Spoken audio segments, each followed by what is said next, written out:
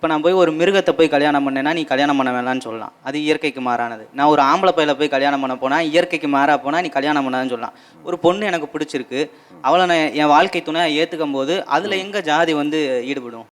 என்னுடைய ஜாதியில் 11 வகையான பிரிவு இருக்குன்னா அந்த 11 வகையில் மேலே ஒரு வகை இருக்குது, கீழே ஒரு வகை இருக்குது. மேலே உள்ள வகையில் உள்ள பையன் கீழே உள்ள வகையில் உள்ள பொண்ணையும், கீழே உள்ள வகையில் பையன் மேலே உள்ள பொண்ணையும் லவ் பண்ணக்கூடாது.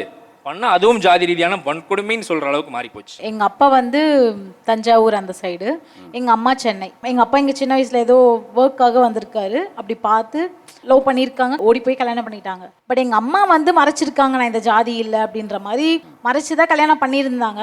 6 months 8 months இருக்கும்போது தான் அவருக்கு எங்கள் அப்பாவுக்கு தெரிய வருது இந்த ஜாதி தான் அப்படின்ற மாதிரி. ரொம்ப டார்ச்சர் பண்ணியிருக்காரு. அனுஜ் ரைஸ் வழங்கும் வா தமிழா வா. இன்னைக்கெல்லாம் யாருங்க ஜாதி பார்க்குறா அப்படின்னு நாம் சொல்கிறோம், ஆனால் வீட்டுக்குள் ஒவ்வொருவருமே சாதி பார்க்கிறார்கள். நான் மொத்தமாக சொல்லலை, அப்படி இருக்கிற சில பேர்களை நம்ம சொல்கிறோம். அப்படி இருக்கிறது தப்பு தானான்னு கேட்டிங்கன்னா தப்பு தான் அப்படின்னு சொல்லக்கூடிய இன்றைய தலைமுறை பிள்ளைகள் இங்கே வந்திருக்காங்க. அதே நேரத்தில் சாதியாக இருப்பது எங்கள் விருப்பம், எங்கள் அடையாளம், எங்களுக்குன்னு தனியாக பழக்க வழக்கங்கள் இருக்குது, சடங்குகள் இருக்குது, அதை யாருக்காகவும் எதுக்காகவும் விட்டு கொடுக்க மாட்டோம் என்று சொல்லும் பெற்றோர்கள் இந்த பக்கம் வந்திருக்காங்க. வா தமிழாவால் இந்த தலைப்பை நோக்கி நாங்கள் ஒரு ஸ்டாண்டை வச்சு இதை டிபேட் பண்ணணும்னு நினைக்கல. இரு தலைமுறைக்கும் உள்ள இடைவெளி என்ன அப்படிங்கிறத பேசணும்னு நினச்சோம், புரிஞ்சுக்கணும்னு நினச்சோம். இன்னைக்கு நாம பேச இருக்கிற தலைப்பு திருமணத்திற்கு சாதி முக்கியம் இல்லை என்று சொல்லும் இன்றைய தலைமுறை வெர்சஸ் அதை எதிர்க்கும் பெற்றோர்கள்.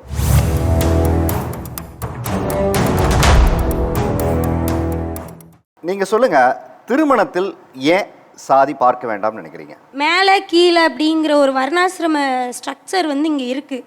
அது வந்து கலப்பு திருமணம் மூலியமாக அது வந்து உடைக்கப்படும்ன்றதை நான் ஸ்ட்ராங்காக நம்புகிறேன். இப்போ நான் போய் ஒரு மிருகத்தை போய் கல்யாணம் பண்ணேன்னா நீ கல்யாணம் பண்ண வேணாம்னு சொல்லலாம், அது இயற்கைக்கு மாறானது. நான் ஒரு ஆம்பளை பையில போய் கல்யாணம் பண்ண போனால் இயற்கைக்கு மாறா போனால் நீ கல்யாணம் பண்ணான்னு சொல்லலாம். ஒரு பொண்ணு எனக்கு பிடிச்சிருக்கு, அவளை நான் என் வாழ்க்கை துணையாக ஏற்றுக்கும் போது அதில் எங்கே ஜாதி வந்து ஈடுபடும்? ஒருத்தர் நான் பார்க்குறேன், அவங்களோட தோற்றம் எனக்கு பிடிச்சிருது, அதனால் நான் அவங்களை காதலிக்கிறேன். அவங்க ஒரு டாக்டர், அவங்க ஒரு இன்ஜினியர், அந்த மாதிரி அவங்களோட வேலை எனக்கு பிடிச்சிருது, அதனால் நான் அவங்களை காதலிக்கிறேன். இல்லை அவங்களோட குணம் பிடிச்சிருது. ஆனால் ஒரு சாதிக்காக நான் ஒருத்தரை எப்படி காதலிக்க முடியும்? இவங்க ஏன் சாதின்றதுக்காக நான் எப்படி அவங்களை காதலிக்க முடியும்? ஒரு உயர்ந்த ஜாதி வர்க்கத்தை சேர்ந்த ஒருத்தர் இருக்கிறாரு, அவங்க வீட்டில் வேலை பார்க்குற ஒரு பெண்மணியோடைய பையனுக்கு கல்யாணம் வைக்கிறாங்க. அந்த கல்யாணத்தில் குறிப்பாக ஒரு சில வகையான உணவுகள், உயர்தர உணவுகளுமே வச்சுருக்காங்க, நல்ல முறையில் கல்யாணம் நடத்துகிறாங்க. இதுக்கு அவர் பண ரீதியாக உதவியும் பண்ணியிருக்காரு. ஆனால் அந்த வீட்டில் சாப்பிடலை. நடந்து போகும்போது சொல்லிட்டு போகிற காரணம், இவன் வீட்டிலலாம் நம்ம சாப்பிடணுமா? என்னுடைய ஃப்ரெண்டு வந்து அதை ரொம்ப ஃபீல் பண்ணி என்ன பேசினான். அதை பொது வழியிலே சொன்னாரா? பொது வழியில் அவன் கூட இருக்கிற 4 வெள்ளை வெள்ளை கட்டி வந்துட்டு 2 பேரும் ரொம்ப கௌரவமாக அந்த குடும்பத்தை சேர்ந்த 2 பேர் பேசின வார்த்தை, இதுக்கு வெள்ளை வேஷ்டி வெள்ளை சட்டை கட்டணும்னே தெரியல. அமைதியின் வெளிப்பாடாக, சமாதானத்தின் வெளிப்பாடாக, உயர்வின் வெளிப்பாடக்கூடிய வெள்ளையில் இருக்கக்கூடிய அந்த தன்மையுள்ள ட்ரெஸ் போட்டிருக்கு. நீங்கள் மனசு வெள்ளையா இல்லையே? அன்னைக்கு தோணுச்சு, மனிதர்களாக மட்டுமே நம்ம பார்க்கப்படணுங்கிற எண்ணத்தை உருவாக்கணும்னா நம்மளும் கலப்பு திருமணம் பண்ணிக்கலாங்கிற ஒரு எண்ணம் உருவாச்சு. இப்போ உங்களுக்கு கல்யாணம் ஆயிடுச்சா? இல்லை, ஆனால் கல்யாணம் பண்ணணும்னால இந்த மாதிரியான ஒரு எண்ணத்தை தான் பண்ணணும்னு சொல்லி அதுக்காகவே பொண்ணு தெரிவிட்டு இருக்கேன். காதல் பண்ணிக்கிட்டு இருக்கீங்கிறத பூடகமாக சொல்கிறீங்க? பண்ணணும் இனிமேல் தான். ஏன்னா பண்ண விஷயம் வந்து டாட்டா பை பை ஆகிப்போச்சு. அது வந்து எந்த மாதிரியான விஷயம் அப்படின்னா, என்னுடைய ஜாதியில் 11 வகையான பிரிவு இருக்குன்னா அந்த 11 வகையில் மேலே ஒரு வகை இருக்குது, கீழே ஒரு வகை இருக்குது. மேலே உள்ள வகையில் உள்ள பையன் கீழே உள்ள வகையில் உள்ள பொண்ணையும், கீழே உள்ள வகையில் உள்ள பையன் மேலே உள்ள பொண்ணையும் லவ் பண்ணக்கூடாது. பண்ணால் அதுவும் ஜாதி ரீதியான வன்கொடுமைன்னு சொல்கிற அளவுக்கு மாறி போச்சு. பேசிஸாக நம்ம பார்க்குறதே வந்துட்டு திருமணம் ஒரு 2 வீடு சேர்ந்து இணையுது அப்படிங்கிறத தாண்டி அவங்க என்ன ஜாதி இவங்க என்ன ஜாதி அப்படிங்கிறது தான் அங்கே முதல் கொஸ்டினாக வருது. எந்த ஒரு பேரியருமே காதல் திருமணத்தில் இல்லை சார். ஆனால் இங்கே ஜாதி பார்த்து கல்யாணம் பண்ணும்போது பிரியறோங்கிறத பற்றி பேச்சே இருக்கிறதே கிடையாது. இன்னைக்கு வந்துட்டு இந்த ஆஸ்பீஷியஸ் டேயில் நம்ம இந்த ஒரு சடங்கு சம்பிரதாயம் பண்ணியே ஆகணும்னா அதை பண்ணியே தான் ஆகணும்.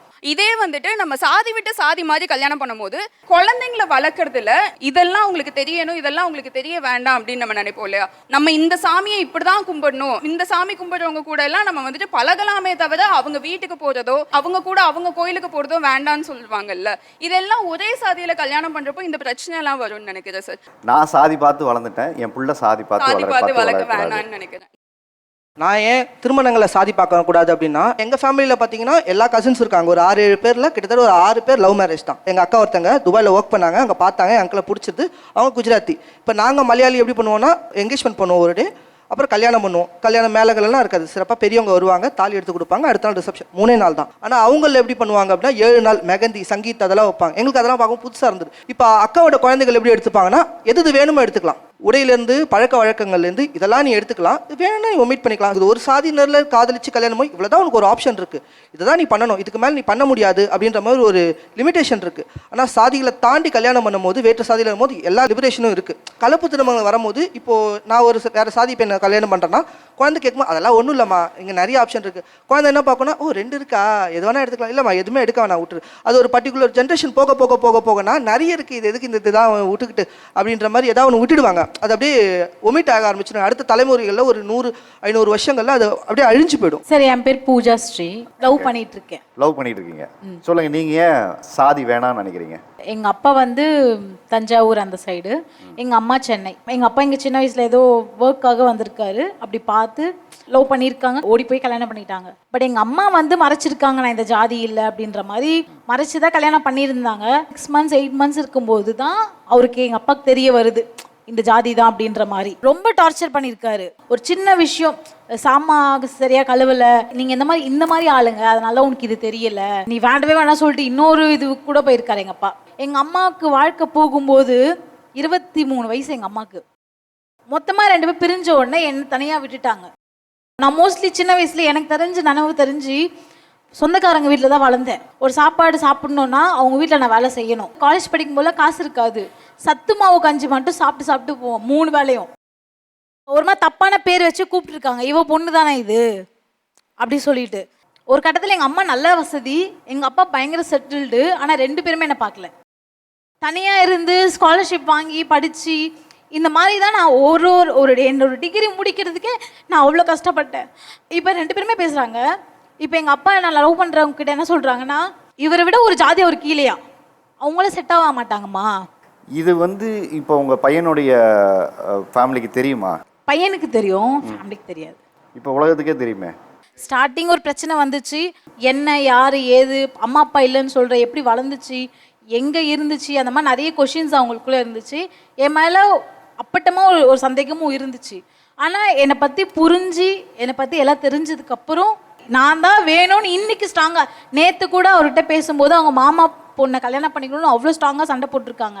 அவங்க அம்மா அப்பா என் பையன் யாரை சொல்கிறானோ அவனை தான் கல்யாணம் பண்ணி கொடுப்பேன் என்னதான் சொல்லி என் பேரையும் சொல்லி அவங்க கன்ஃபார்ம் பண்ணியிருக்காங்க. நான் இப்போ அண்ணனா உங்களுக்கு சொல்கிற விஷயம் என்னென்னா, எப்படி அம்மா அப்பாவுடைய திருமணத்தில் ஒரு இடத்துல மறைச்சு சொல்லும்போது அது பின்னாடி தெரிய வந்து அது வந்து ஒரு இடத்துல உங்கள் அப்பாவுடைய ஈகோவை டச் பண்ணி அது ஒரு பெரிய பிரச்சனையாகவே உங்களுக்கு போச்சு இல்லையா? அது மாதிரி உங்கள் திருமண வாழ்க்கையில் நீங்கள் யாருன்னு மறைச்சு பண்ண வேண்டிய அவசியமே இல்லை. நீங்கள் யாருங்கிறதுக்காக அவங்க உங்களை கல்யாணம் பண்ணிக்கணும், நீங்கள் என்ன சாதின்னு பார்த்து கல்யாணம் பண்ணிக்கக்கூடாதுங்கிற அந்த எண்ணம் வரணுங்கிறதுக்காக தான் சொல்கிறேன். கண்டிப்பாக இந்த விஷயத்தில் நான் ரொம்ப ஸ்ட்ராங்காக இருக்கேன். நீங்கள் சொன்ன ஸ்டேட்மெண்ட் நான் அக்செப்ட் பண்ணிக்கிறேன்.